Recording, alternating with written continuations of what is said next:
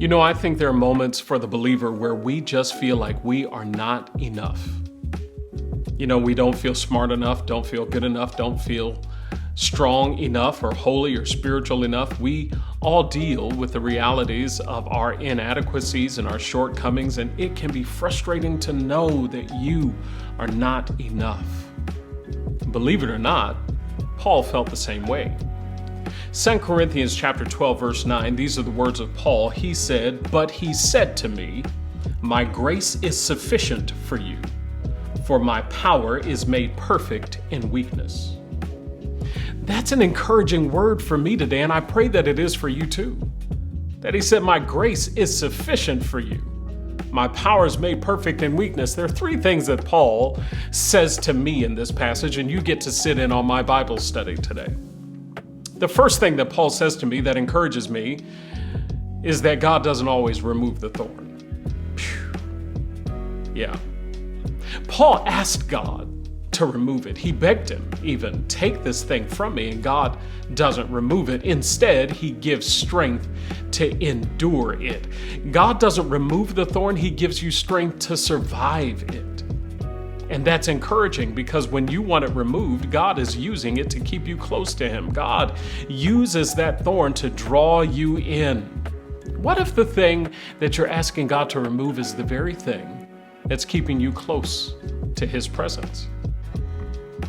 Realizing that God doesn't always remove the thorn then leads us to the second thing Paul says to us, that God's grace is sufficient.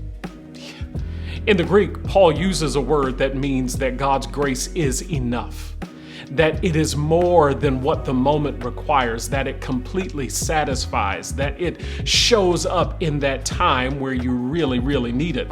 And so you're asking, well, just remove it. And God's saying, no, my grace is enough. You don't need more resources or more applause or more cheers. What you do need to do is realize that God's grace is everything that that moment requires. That God gives it to you. That somewhere in that gap, God shows up with grace, and it is more than you ever could have asked for. That it's enough. And then the last thing Paul says to me that encouraged my heart is that his power is made perfect in weakness. Oh man, that was powerful for me. Because it reminds us, Paul is trying to convey this message that your weaknesses are not a liability, they're a location. Yeah, it's not a liability, it's a location. It's not something to be ashamed of. Instead, you ought to thank God that he shows up in the gaps, those areas where you're weak, where you're struggling, where you just don't have enough. That's where God is going to show his best work. That God uses grace to fill in the gaps between who you are and what he's calling you to be. That grace always shows up in the in-between. You were never supposed to be good enough to do this on your own. His grace is the vehicle that gets you there.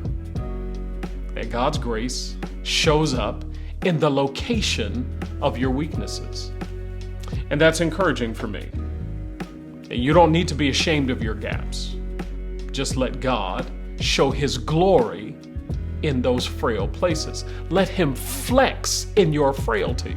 Yeah, I like that. Let God flex in your frailty, because that's where he's going to show his strength.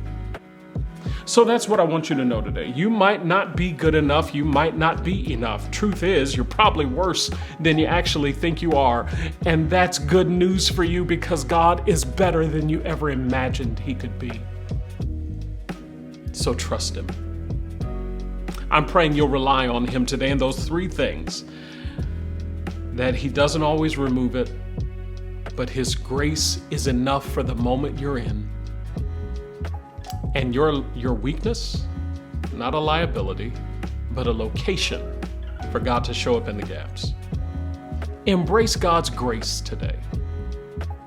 Anyway, it's always a blessing to see you all. Looking forward to seeing you next time. This is Gracepoints. God bless you.